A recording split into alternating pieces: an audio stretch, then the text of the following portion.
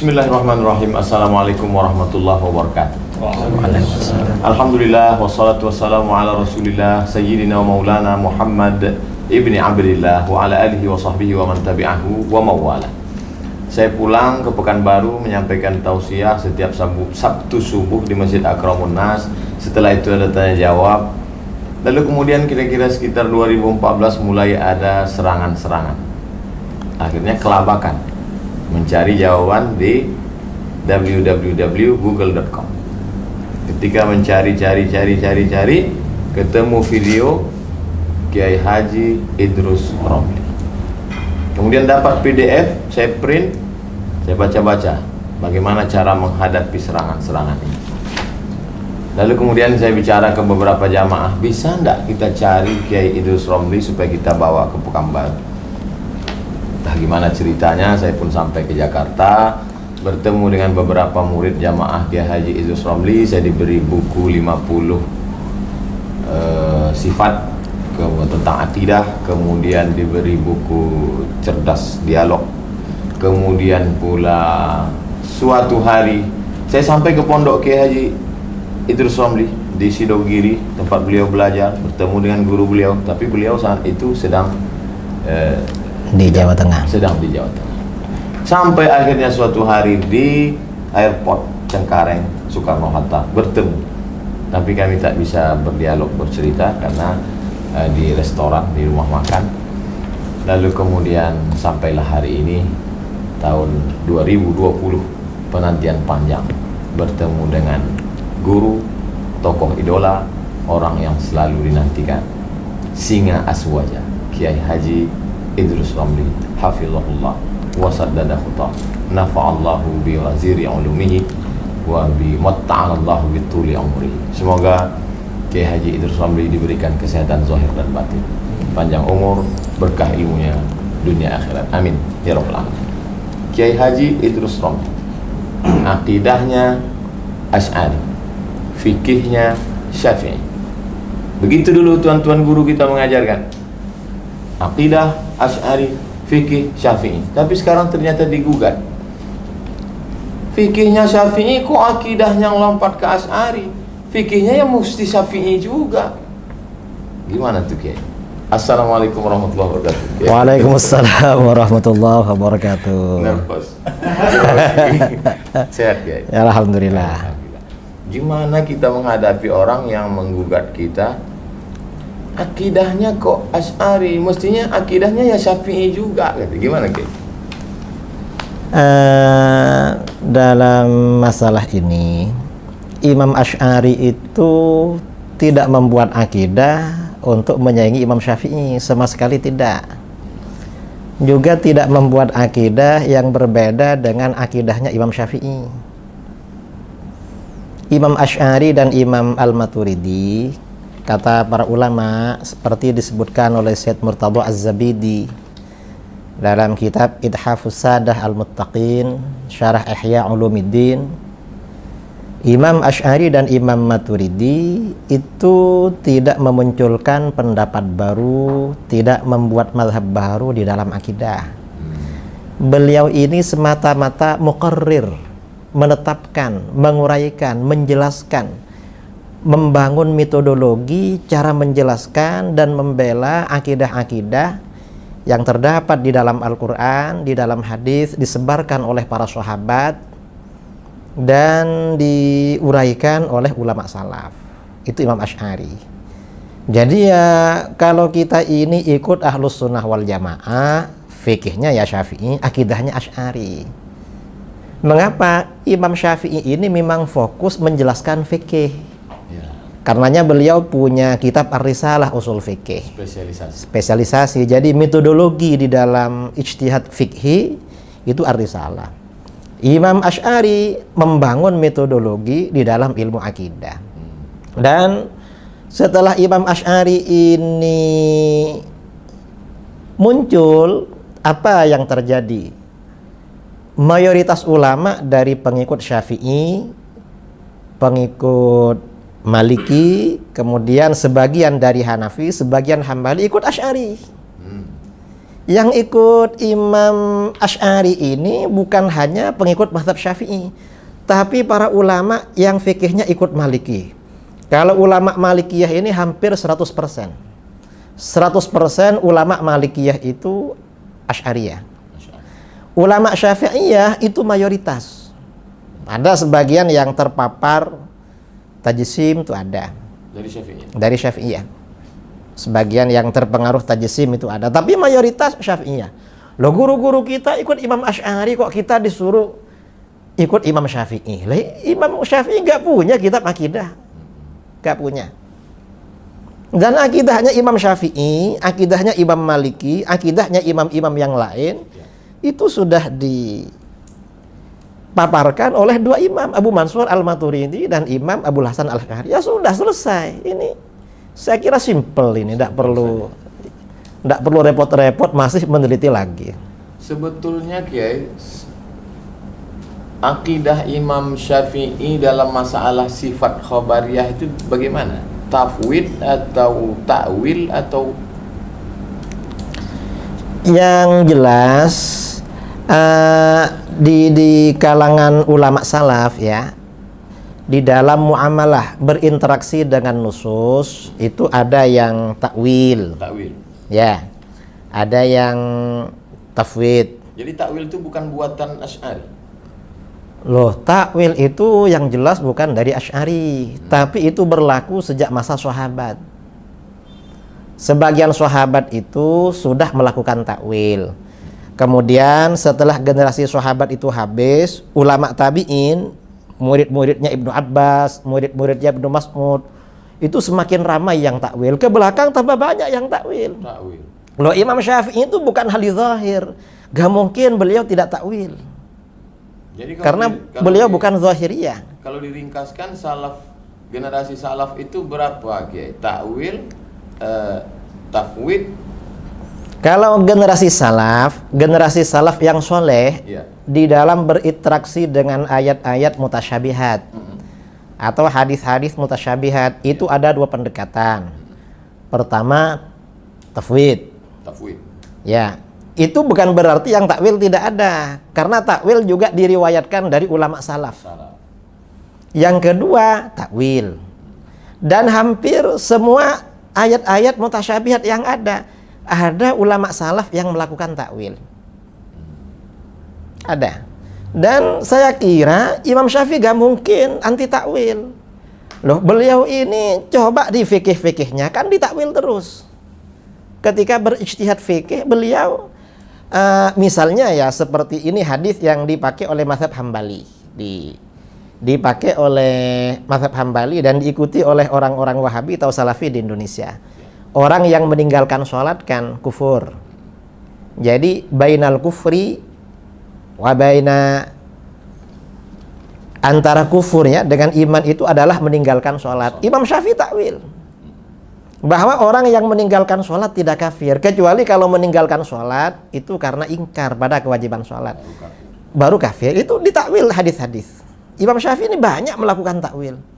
Seandainya beliau tidak melakukan takwil, tidak lahir fikih beliau. Hanya beliau memang tidak punya kajian khusus, karangan khusus di dalam masalah akidah. Sekarang diambil pendapat Imam Syafi'i dari referensi lain, lalu kemudian dibenturkan dengan mazhab yang kita yakini, Imam Abul Hasan Al-Asy'ari mengatakan, kamu ketika berakidah mestinya ikut Imam Asy'ari. Imam Asy'ari sendiri dalam kitab Mukhtasar Al-Ulu mengatakan, Allahu fi sama'ihi ala arsyihi. Kenapa kamu mentakwilkan? Tapi Ustaz Abdul Somad mengatakan takwil. Orang yang mentakwil itu kafir, jangan ikut Abdul Somad, ikutnya ke Imam Syafi'i. Orang Syafi'i ngomong Allah fi sama'ihi ala arsyihi.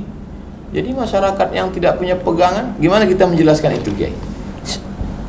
Yang seperti ini, kalau ada nas-nas seperti ini dari ulama salaf, misalnya Imam Syafi'i, yang pertama kita kaji itu dari segi riwayat, itu sahih apa tidak kepada beliau, nisbatnya. Kemudian seandainya sahih, kira-kira rawinya ini meriwayatkan bil lafzi atau bil makna. Kalau ini misalnya riwayatnya ahad, ini kan problem lagi kalau riwayatnya ahad. Ya, fil aqidah. Karena di dalam akidah ini kan harus mutawatir. Ya.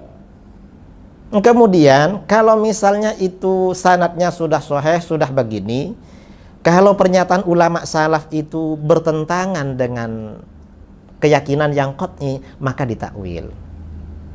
Bisa jadi seandainya itu sahih ala arsyihi, yang dimaksud ala arsyihi itu bisa jadi artinya ulu wa mulkin wa sultan. Makanah. Jadi itu artinya bahwa Allah itu artinya ada di atas arasy, di atas dalam arti menguasai dan mengatur. Sama dengan misalnya gubernur atasannya bupati. Itu kan belum tentu ada. Kalau duduk kan di atas kepalanya kan bukan. Berkuasa. Artinya berkuasa. Sama dengan itu. Gimana kalau orang memaksakan makna istiwa itu al-julus wal istiqrar? Ya. Kalau itu dipaksakan al-julus wal istiqrar, ya tidak benar. Kalau dipaksa-paksakan, tidak benar. Saya mendengar sendiri khutbah Jumat di airport. Jadi judul khutbahnya Allah fis sama alal ars. Padahal kita kan dulu diajarkan adab dakwah, khutbah itu umum, nggak boleh khilafiyah. Ini kan khutbah itu mengajak orang bertakwa, bukan ngajak orang bertengkar. Jadi kita gimana mendebat? Kita diajarkan musalsalat bil awaliyah, ar-rahimuna yarhamuhumur rahman, irhamuhum fil ardi yarhamukum man fis sama. Tapi sekarang di beberapa kajian pertama adalah ainallah. Allah fis sama alal ars. Sebetulnya orang yang mengatakan Allah di atas aras ini gimana sikap ahlu sunnah? Nah, jadi begini, orang yang punya pandangan, punya akidah bahwa Allah ada di atas aras, ini oleh ahlu sunnah dianggap dikatakan jihawiyin. Jihawi. Karena ada punya arah begitu. Nah, orang yang seperti ini menurut ulama ahlus sunnah itu kategorinya sesat dan menyesatkan. Dhalun mudillun. Enggak sampai kafir. Jadi tidak sampai kafir, tidak sampai. Kalau jadi imam kita masih bisa jadi makmum. Kalau mereka jadi imam, apakah kita jadi makmum? Bisa, karena masih tidak kafir. Seandainya kayak tadi bilang nggak bisa, berarti cuma yang itu saya qadha. Gitu. Cuma ya ini yang jelas ini salah. Orang yang berkeyakinan Allah ada di arasy, bertempat di arasy berdasarkan istawa itu salah. Mengapa salah? Yang jelas arasy itu bukan alamat Tuhan. Itu alamat palsu. Iya. Mengapa? Allah itu tidak memerlukan tempat. Allah itu maha suci dari bertempat. Terus kalau Allah di aras, pas dia turun sepertiga malam, terus yang duduk di situ siapa? Nah, ya itu persoalan. Terus kalau Allah duduk di atas aras, apakah Tuhan itu lebih besar daripada aras atau lebih kecil daripada aras? Lah, ini problem lagi. Sebetulnya sahabat dulu kalau cerita tentang itu mereka bahas atau gimana? Dari kalangan sahabat ini tidak pernah dibahas. Mereka pas melalui sifat itu mereka diam aja. Karena begini jadi para sahabat ini memang Al-Quran itu kan turun dengan bahasa Arab dan di dalam Al-Quran itu ada yang namanya hakikat, ada majas, ada isti'arah dan lain sebagainya. Lah para sahabat itu karena memang mereka ini orang Arab yang masih asli masih kental karakter bahasanya. Itu ya tidak ada persoalan. Bukan masalah ya? Bukan masalah. Berarti yang mempermasalahkan itu sekarang berarti bid'ah. Nah, jelas bid'ah itu. Karena pada masa sahabat gak ada itu. Kajian pertama Allah di atas aras. Lah itu namanya kajian bid'ah itu. Bukan ahlu sunnah. Bukan ahlus sunnah. Ahlu sunnah palsu. Palsu, sangat palsu itu. Gimana ceritanya ada sebagian Syafi'iyah terpapar tajsim? Sebagian Syafi'iyah yang terpapar tajsim itu ya mungkin karena lingkungan. Dia sempat berguru kepada sebagian orang Mujassimah. Jadi begitu. Abad keberapa tajsim ini populer sehingga Tajsim ini populer akhir generasi salaf. Dari generasi salaf, bahkan tajsim ini pertama kali justru orang Syiah. Syiah tajsim. Ya, orang-orang Syiah yang awal dulu rata-rata tajsim. Kemudian pada abad keempat, setelah Syiah ini gabung dengan Mu'tazilah, ini terjadi perubahan. Malah tajsim ini banyak banyak berpindah ke sebagian Hanabilah. Orang-orang Hanabilah. Ungkapan Ibnul Jauzi, la yuzkaru Hanabilah, tidak disebut Hanabilah illa mujassim. Kalau udah disebut Hanabilah pasti tajsim. Sampai begitu, guys. Jadi memang sebagian ulama itu memberikan gambaran penelitian. Kalau Syafi'iyah itu hampir semuanya Asy'ariyah. Malikiyah semuanya Asy'ariyah. Kalau Hanafiyah jadi dua. Yang 2/3 Maturidiyah, yang 1/3 Asy'ariyah. Kalau Hanabilah ini ada sebagian kecil itu Asy'ariyah.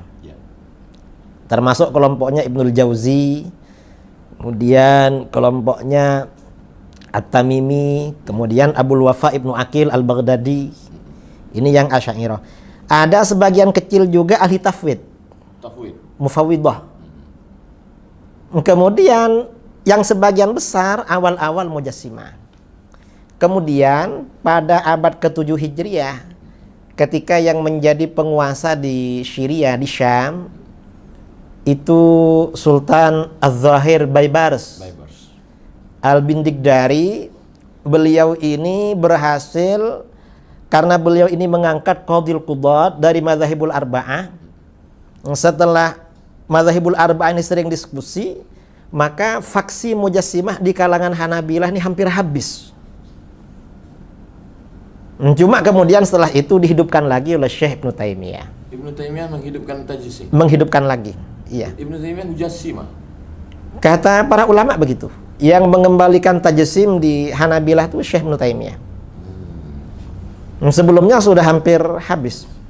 Tapi orang selalu berlindung mengatakan Ibnu Taimiyah tidak mujassimah, tapi dia isbat sifat, bahwa ada sifat yadun, ada sifat sak, ada sifat istiwa.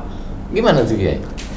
Jadi masalah ayat mutasyabihat itu tadi kan kita bicarakan. Ulama salaf sebagian besar tafwid, sebagian takwil.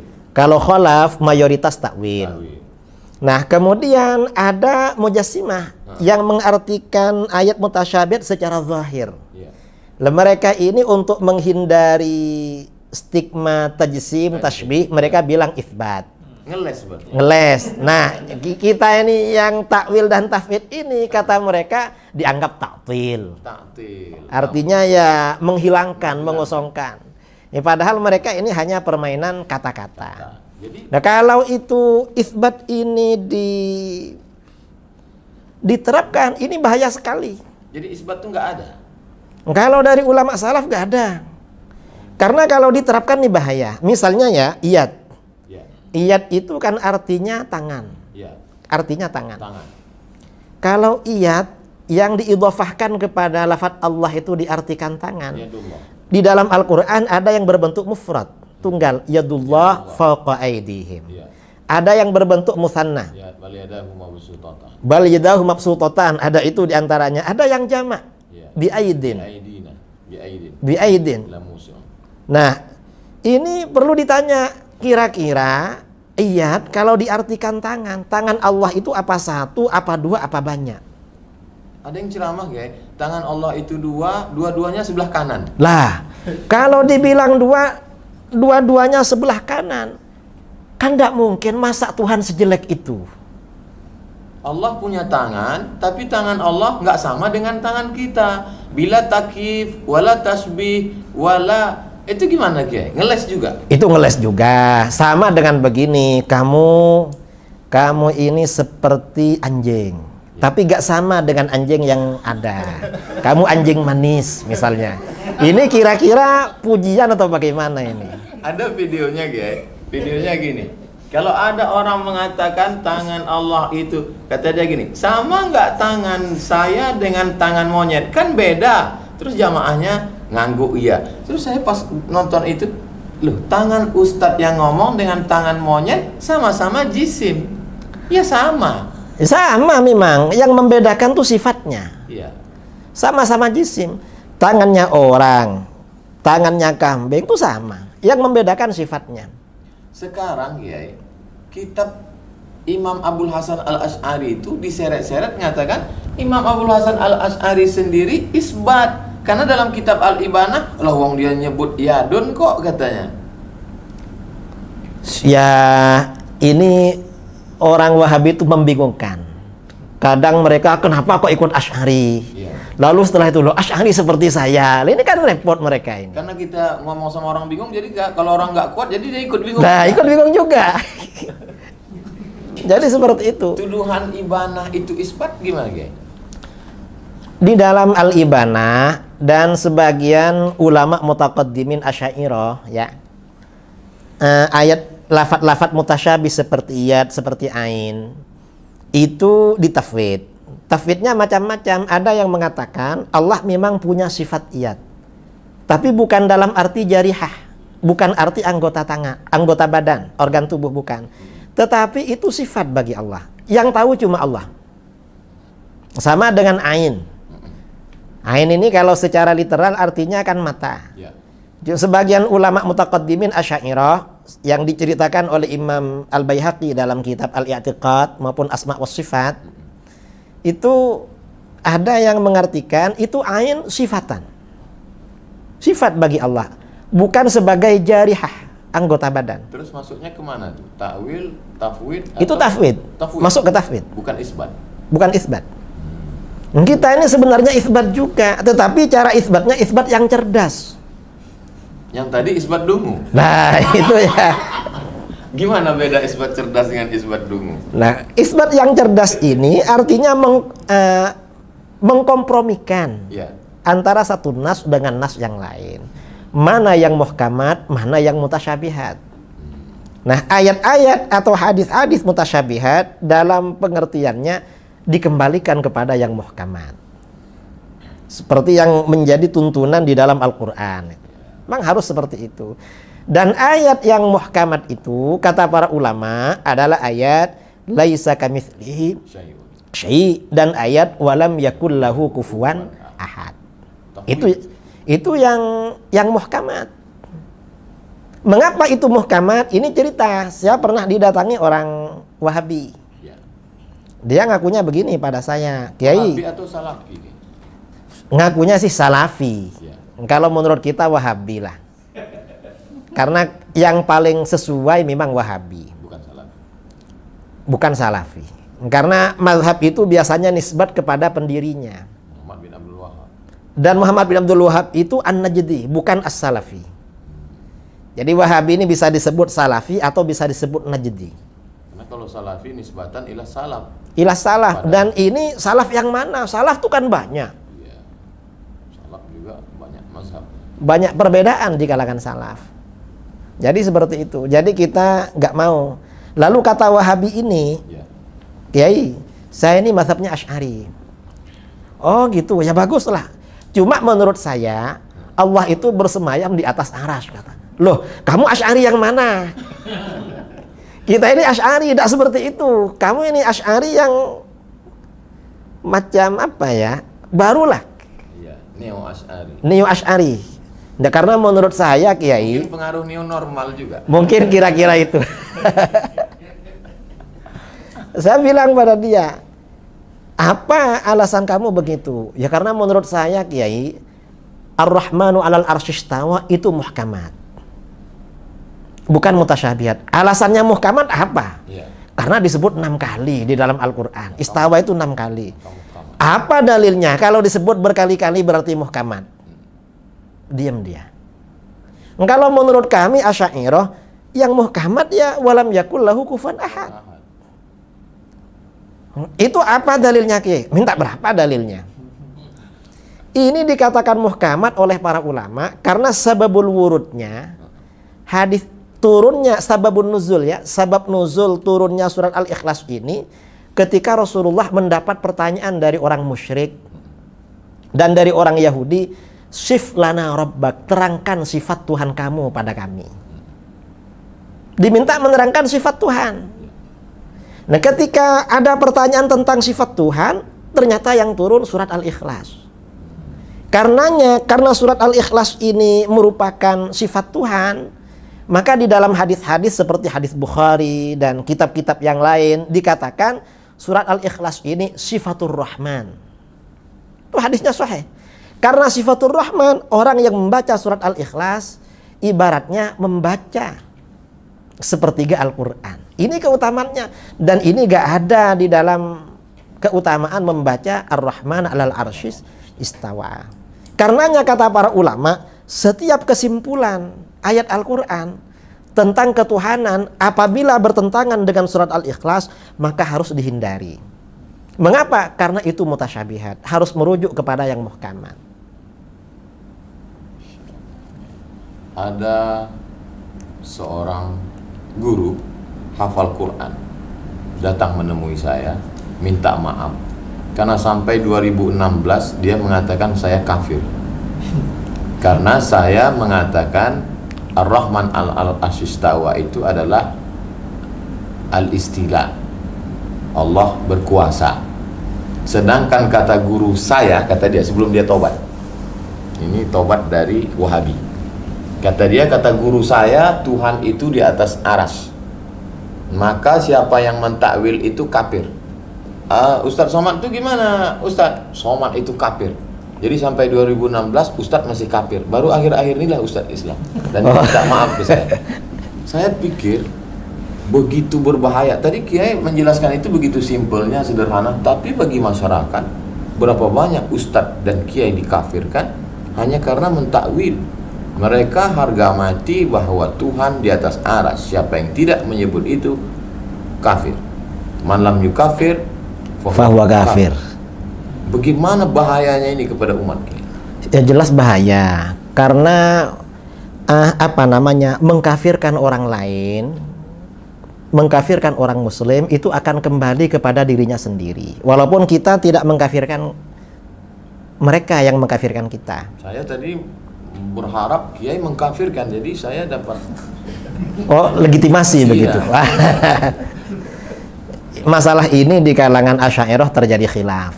Sebagian ulama mutaqaddimin seperti Syekh Abi Ishaq Asy-Syirazi, pengarang kitab Al-Muhadzab. Kata beliau, ahli bid'ah yang mengkafirkan kita berarti kafir.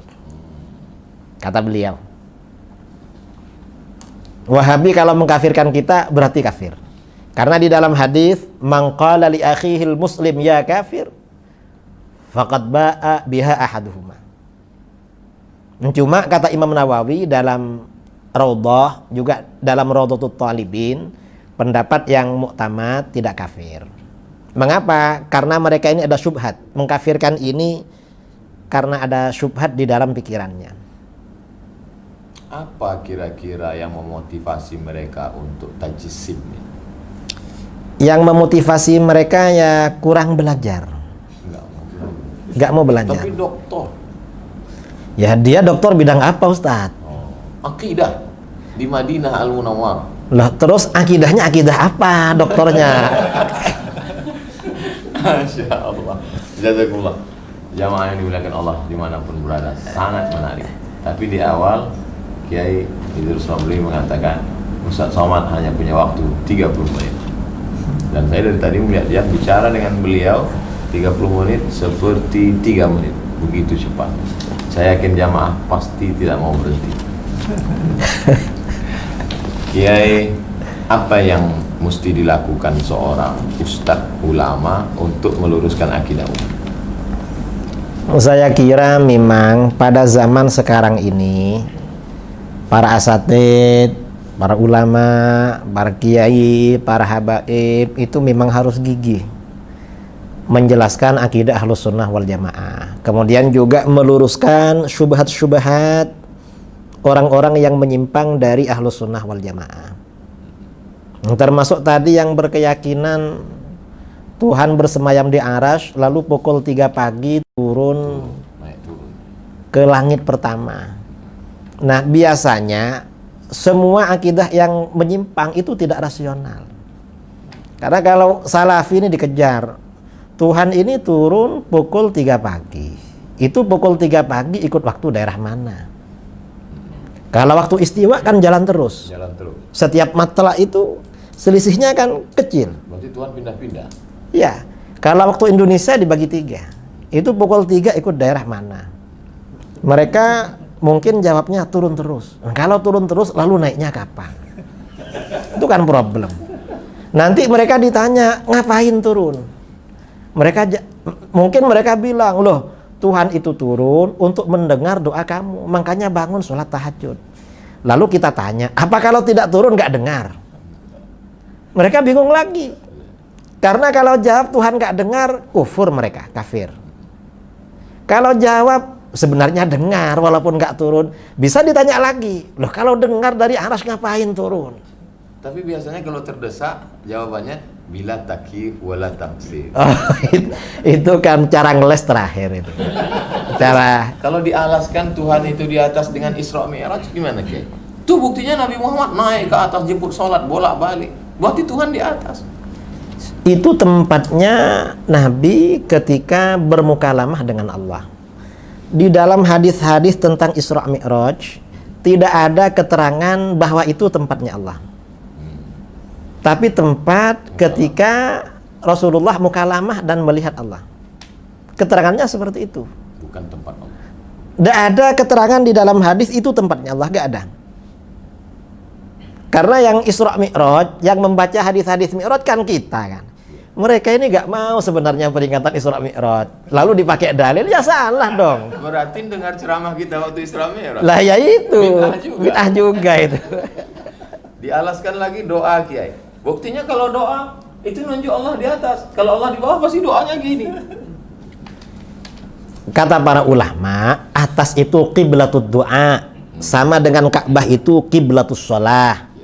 Kalau tanah itu qiblatus sujud. Gak ada orang sujud itu ke atas, gak ada, ya pasti ke tanah. Makanya di dalam Al-Quran itu fasjud waqtarib, sujudlah dan mendekatlah. Kalau ini tidak ditakwil, ini bahaya, karena berarti Allah ada di bawahnya karpet ini. Berarti Wahabi ini kalau mau pakai otak sedikit aja ya. Sebenarnya kalau dipakai sedikit itu lumayan, hasilnya bagus. Nah, mereka emang nggak dipakai, jadi masih orisinil.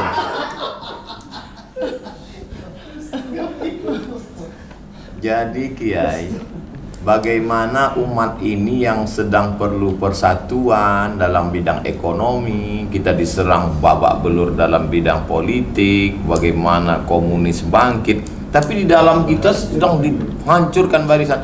Apa kira-kira mungkin nggak ini gerakan ini disusupkan untuk memecah umat Islam dari dalam? Itu jelas itu, bahwa memang kelompok-kelompok radikal itu memang disusupkan Untuk memecah kita dari dalam? Iya, dan memang yang mendapat himayah, perlindungan dari Protek, ya? mendapat protek dari barat, kemudian juga dana, tamwil, itu kan kelompok-kelompok radikal. Besar duitnya, Kiai? Ya gak tahu lah, kayaknya iya. Dulu saya kan nonton video Kiai itu yang katanya ada $2.000. Saya waktu itu 1.500. 1.500. Udah turun atau memang? Gak tahu, kalau itu yang cerita ke saya itu mantan Ustadz Wahabi. Tobat. Dia bilang, saya waktu ceramah di Bogor tuh Ustadz, Iya. Kiai tahu berapa gajinya Ustadz Wahabi? Gak tahu. Saya tahu Kiai. Berapa? $1.500. Lo kok tahu? Saya mantan, katanya. Berarti kalau dibuatkan persatuannya bagus juga ya, Kiai? Persatuan Mantan mantan Wahabi. Tobat. Wahabi, saya kira bagus itu. Mungkin Ustadz bisa koordinasi nanti. Termasuk yang tadi yang minta maaf ke saya baru Islam 2016. Sebelum itu saya kafir, dikafirkan. Kalau berani mengkafirkan ustadz, maka tidak heran kita begitu di masjid menyalahkan apa segala macam. Atau akar radikal itu dari sini? Memang akar radikal dari situ Ustadz. Kan mereka memang kelompok radikal, kelompok orang-orang yang mudah mengkafirkan. Kata Imam Ghazali, itu latar belakangnya kurang pendidikan, kurang belajar. Tapi masyarakat mudah sekali terikut Kiai karena hafal Quran dari pintu bahasa Arab, kemudian gimana menyadarkan umat? Kalau masalah hafal Al-Quran, yang hafal Al-Quran itu bukan cuma orang Islam, hatta orang orientalis yang hafal tuh banyak.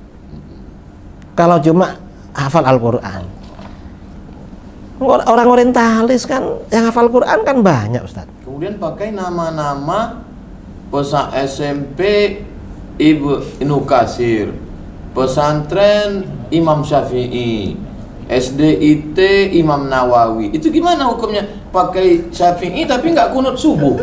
Lah itu namanya tipu-tipu, menipu namanya.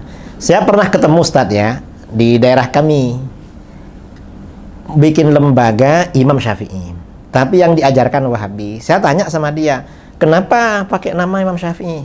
Kita ini kagum Kiai sama beliau, katanya. Nah, tapi Imam Syafi'i ini jadi merek, sudah jadi nama mazhab. Kamu menipu. Kamu ini sama dengan jualan sate. Ada orang jualan sate babi, tapi ditulis sate kambing. Begitu ditanya, loh ini kok ditulis sate kambing? Kan yang dijual babi.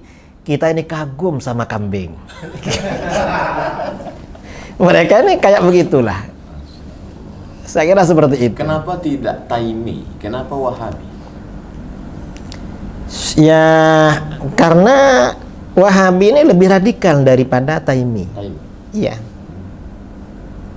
Dan Taimi ini kan setelah meninggal memang pemikirannya kan mati. Dihidupkan lagi oleh pendiri Wahabi ini. Dan nama ini juga dipakai oleh mereka kok. Ulama-ulama Wahabi di dalam kitab-kitabnya menyebut bahwa Wahabi ini merupakan anugerah dari Allah. Untuk membersihkan. Anugerah dan hadiah yang luhur. Cuma sekarang pengikutnya malu dengan nama Wahabi. Akhirnya pakai Salafi. Padahal gurunya bangga dengan nama Wahabi. Jadi muridnya ini apa? Ukuk ya? Apa ukuk itu? Durhaka pada gurunya itu. Gak mau sama nama kebanggaan gurunya. Sama gurunya saja durhaka. Masya Allah, tabarakallah. Dalam perjalanan dakwah Kiai pernah nggak menghadapi yang paling radikal sampai ingin membunuh karena menganggap kafir, dengan yang paling lembut, yang baik, yang sopan, yang Wahabi garis lurus misalnya? Nggak pernah. Kalau sampai mau membunuh mau apa, karena ini kebanyakan mereka sebelum acara sudah lari duluan, sudah batal. Saya dialog di forum terbuka dengan Wahabi itu tahun 2008 satu kali, 2009 dua kali. Baru kemudian ya 2009 dua kali. Habis itu di Denpasar 15 masjid tuh lari-lari semua, nggak ketemu. Cuma 2 masjid datang orangnya. Lalu 2013 di Manado, malah gak ada di rumahnya, sama panitia dicari ke rumahnya gak ada semua ustadz-ustadznya itu. Lari. Katanya acara di luar kota.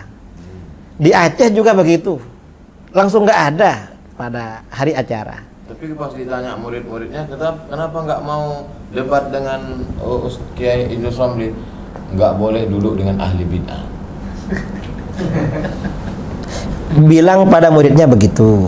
Tapi kalau pada panitia sebagian nggak begitu. Alasannya seperti yang di Aceh. Yang di Aceh sama di Bogor. Kita ini mau debat sama orang Ahlus Sunnah, asalkan bukan Ki Idrus. Yang lain saja katanya. Alasannya Ki Idrus tuh suka ngeyel. Ngeyel. Iya. Kalau sama yang baik, yang lurus ada. Kalau yang lurus itu Wahabi tuh gak ada yang lurus, memang apa ya? Ya bengkok-bengkok lah. Wong itu memang jalan terjal, jalan bengkok memang. Jadi kalau bisa duduk satu majelis dengan Kiai Idrus itu berarti apa? Taqiyah. Ya agak membicarakan masalah itu, membicarakan yang lain-lain. Sampai kapan kita selesai dengan Wahabi? Mungkin sebentar lagi selesai. Sebabnya? Kan sudah gaduh di Saudi. Oh, ya dana Ya dana ini sudah. Ya mudah-mudahanlah segera bertaubat. Mudah-mudahan taubatnya diterima Allah. Amin Allah. Terima kasih yang tak terhingga kepada Kiai Haji Idrus Ramli, singa Ahlus Sunnah wal Jamaah. Mudah-mudahan kita banyak mendapatkan pencerahan insyaallah. Amin ya rabbal alamin. Siap-siap menerima bully dari haters. Jazakumullah khairan. Mudah-mudahan Allah memberikan keberkahan. Terima kasih Kiai. Jazakumullah khairan. Sama-sama ya. Jamaah jangan pernah berhenti untuk belajar. Saksikan terus, baca buku Kiai Idrus Ramli. Saya sampai hari ini tetap banyak istifadah dari buku beliau, dari ceramah beliau. Jazakumullah khairan. Ahsanallahu ilaikum. Kasarallahu amsalakum. Aqulu qawli hadza astaghfirullah li wa lakum. Kita mohon doa keberkahan dari Kiai Idrus Ramli. Ya tafadhal masyaallah. Bismillahirrahmanirrahim. Alhamdulillahirabbil alamin. Allahumma shalli wa sallim ala sayyidina Muhammadin miftahi babi rahmatillah. Adada ma fi ilmillah. Shalatan wa salaman daimaini bidawami mulkillah. Wa ala alihi wa sahbihi ajma'in. Allahumma qasim lana min khashyatika ma yahulu bainana wa baina ma'siyatik. Wa min ta'atika ma tuballighuna bihi jannatak. Wa min al-yaqini ma tuhawwinu bihi alaina masa'ibad dunya. Allahumma matti'na bi asma'ina wa basarina wa quwwatina ma ahyaytana waj'alhu al-waritha minna waj'al tha'rana 'ala man zalamana wansurna 'ala man 'adana wa la taj'al musibatana fi dinina wa la taj'alid dunya akbara hammina wa la mablagha ilmina wa la tusallit 'alaina man la yarhamuna.